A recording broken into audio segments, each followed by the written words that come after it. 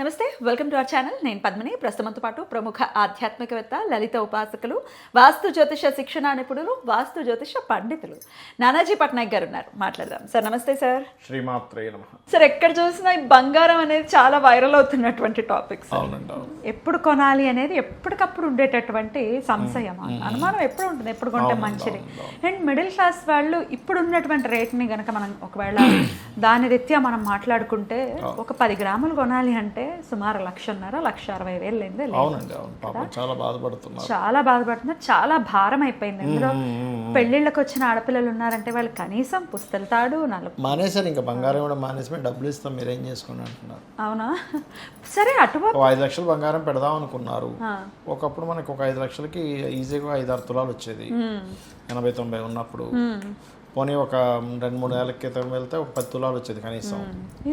ఇప్పుడు మీకు ఎక్కడ మీకు 3 తులాలు రావట్లేదు. ఏం పెడతారు 3 తులాలు? అందుకని నేను చేస్తున్నాను, బాబు నీకు ఒక 5 లక్షలు ఇచ్చేస్తాను, మీరు ఏమైనా కొనుక్కోండి, బంగారం. సరే, అటుపక్క వాళ్ళైనా కొనాలి కదా. ఆడపిల్లకి 2 గాజులు, తాడు, నల్లపూసలు ఇవన్నీ మినిమమే కదా సార్. సరే, అయితే ఎప్పుడు కొనాలి అనే ఆ డౌట్కి ఖచ్చితంగా మీ ద్వారా నేను సమాధానం తెలుసుకోవాలనుకుంటున్నాను. అలాగే బంగారం ఒంటి మీద ఉంటే గనక వచ్చేటటువంటి ప్రయోజనాలు ఏంటి అస్ట్రాలాజికల్గా చూసుకుంటే? అంటే ఏ గ్రహం యొక్క అనుగ్రహం ఖచ్చితంగా ఉంటుంది. ఒక బంగారమే కాకుండా ఇంకా రకరకాల ఇవి ఉన్నాయి కదా సార్, మెటల్స్ ఉన్నాయి కదా. ఆ మెటల్స్కి సంబంధించి కూడా అడుగుతారు. వెండి కానీ, రాగి కానీ, ఇవన్నీ కూడా. అంటే ఇదేమైనా రిలేట్ అయ్యిందా రాసులకు కానీ, లగ్నాలకు కానీ, నక్షత్రాలకు కానీ అనేది నా ప్రశ్న. ఫస్ట్ పాయింట్ నెంబర్ 1, ఎప్పుడు కొనాలి? దీనికి జ్యోతిష్ శాస్త్రంలో 2 విషయాలు మీరు దృష్టిలో పెట్టుకొని కొనాలి ఎప్పుడు కూడా. ఒకటి, మీ 12వ స్థానాన్ని రూల్ చేసే గ్రహం ఏంటో తెలుసుకోవాలి ఫస్ట్ మీరు పర్సనల్ చార్ట్లో. అది ఏ గ్రహం బాగుందో 12వ స్థానం రూల్ చేసేది ఆ రోజు కొనాలి. అంటే సన్ బాగుంటే ఆదివారం, మూన్ బాగుంటే సోమవారం, అట్లా. సో మీ ఇన్వెస్ట్మెంట్ నిలబడుతుంది.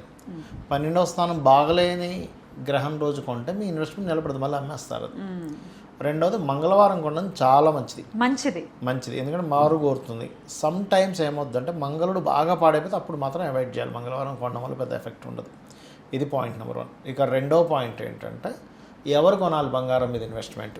జూపిటర్ బాగున్న వాళ్ళు, సన్ బాగున్న వాళ్ళు ఎంత బంగారం మీద ఇన్వెస్ట్మెంట్ చేస్తే వాళ్ళ లైఫ్ అంత అభివృద్ధి అవుతుంది. బాగుండడం అంటే ఏంటి సార్? పాపకత్తిరిలో లేదు, ఓన్ హౌజెస్లో ఉంది. Jupiter or sun own houses or పాపకత్తిరిలో లేదు, ఫ్రెండ్లీ సైన్లో ఉంది, ఫ్రెండ్తో కలిసి ఉంది. సింపుల్, ఇంతే లాజిక్. ఓకే. పోర్ట్ఫోలియోస్ ఎక్కడ పాడవలేదు. అంటే దాది ఉండే నక్షత్రాలు ఇవి కొంచెం నవాంశాలు కూడా కొంత బలంగా ఉంది. That is good. పాడైపోయింది అప్పుడు వాళ్ళు బంగారం కొనకూడదు. జూపిటర్ ఆర్ సన్ పాడైంది, లేదా Jupiter sign or sun sign పాడైపోయింది, బంగారం కొనడం వల్ల వాళ్ళకి నష్టం పెరుగుతూ ఉంటుంది. గురువు రాహుతో కలిసి ఉన్నాడు, అప్పుడు కొంచెం ఎఫెక్ట్. అది అయితే వాళ్ళు విదేశాల్లో ఉండే వాళ్ళకి ఎఫెక్ట్ కాదు, మళ్ళీ విదేశ యోగం ఏర్పడింది. అది అంటే అది ఏ యోగం ఏర్పడింది? ఇప్పుడు పోలీసు వాడు కనపట్టుకుని తిరుగుతాడు, మామూలు కనపట్టుకుని తిరిగితే వాడిని అరెస్ట్ చేస్తారు. పోలీసులు పట్టుకోపోతే అరెస్ట్, వాడికి కష్టం. అరే నీకు గన్ ఎదురా ఇతను అడుగుతా. అర్థమైందా మీకు? మంచి లాజిక్, మంచి ఎగ్జాంపుల్. అదే. ఒకవేళ గురు శనితో కలిసి ఉంటే సార్ అప్పుడు స్లోగా డెవలప్మెంట్స్ ఉంటాయి.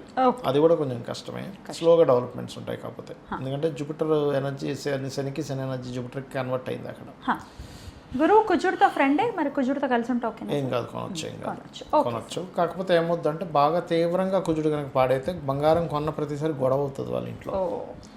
అలా ఇప్పుడు మనకేంటంటే గ్రహం ఏదైతే ఉందో, గ్రహం కండిషన్ జూపిటర్ అండ్ సన్ గోల్డ్కి. మూన్ బాగుంది, అప్పుడు మీరు సిల్వర్ మీద ఇన్వెస్ట్మెంట్ చేసి సిల్వర్ కొనవచ్చు. మూన్ పాడైంది, సిల్వర్ జోలికి వెళ్ళొద్దు అని చెప్తాను. మార్స్ బాగుంటే మీరు కాపర్ కొనొచ్చు ఆర్ ల్యాండ్స్ కొనొచ్చు, పాడైతే వాటి జోలికి వెళ్ళొద్దు. వీనస్ బాగుంది, వాహనాలు కొనొచ్చు, వాహనాల మీద డబ్బులు సంపాదించగలుగుతారు. అదే వీనస్ పాడైతే మీరు ప్లాటినం కొనకూడదు. Venus and Jupiter combination is platinum. Okay. అప్పుడు ప్లాటినం కొనొద్దు. ఇది వరకు బోల్డ్ వాల్యూ ఉండేది సార్, దాని మొహం చూసేవాడే లేకుండా పోయాడు. ఒకటి అది వెండిలా ఉంటుంది, వేసుకోవాలి. ఎగ్జాక్ట్లీ చెప్పుకోవాలి, మళ్ళీ బోర్డు వేసుకుని తిరగాలి, బాబు ఇది ప్లాటినం అని.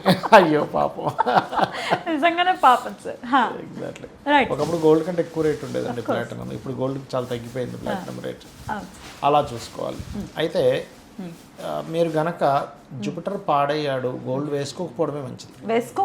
వేసుకోకూడదు. జూపిటర్ అండ్ సన్ పాడయ్యాడు, గోల్డ్ కారకులు కదండి. ఇప్పుడు గోల్డ్కి ఇప్పుడు ఎగ్జాంపుల్, చిన్న ఎగ్జాంపుల్ చెప్తా. ఒక షాప్ ఉంది, ఆ షాప్లో వాళ్ళ తండ్రి కూర్చుని ఉంటాడు.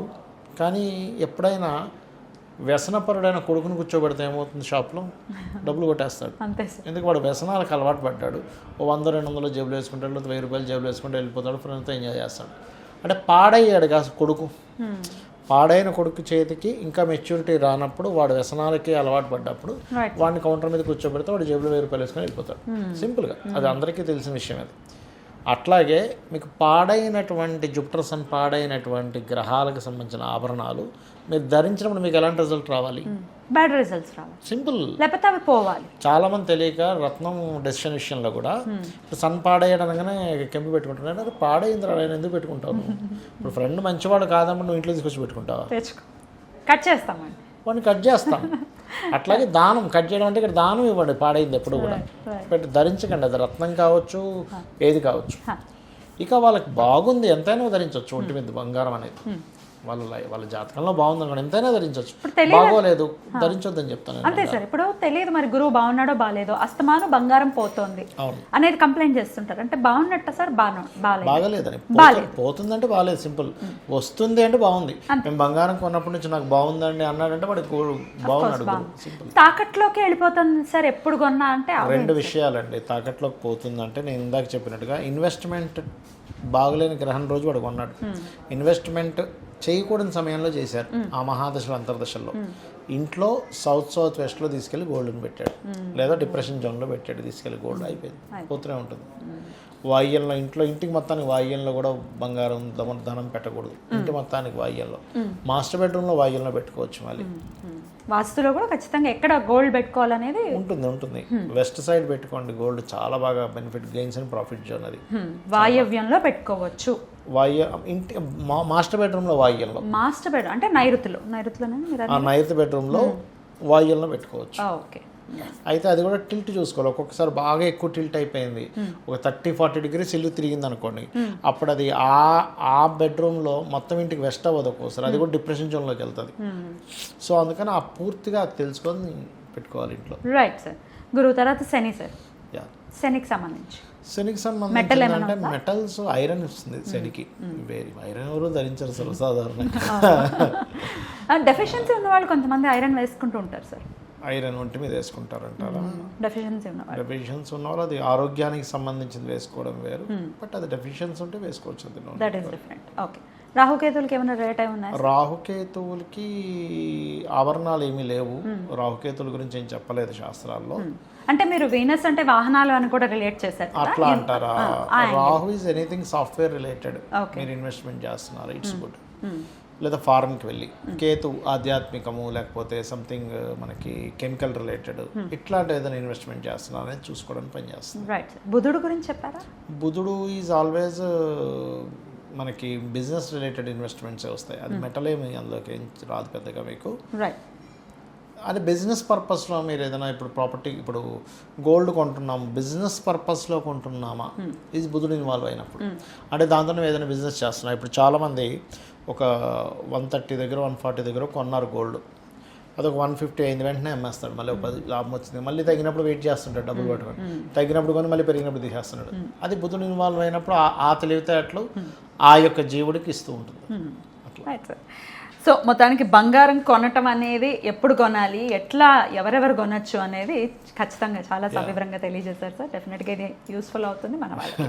Thank you so very much sir. నమస్తే. శ్రీమాత్రే నమః.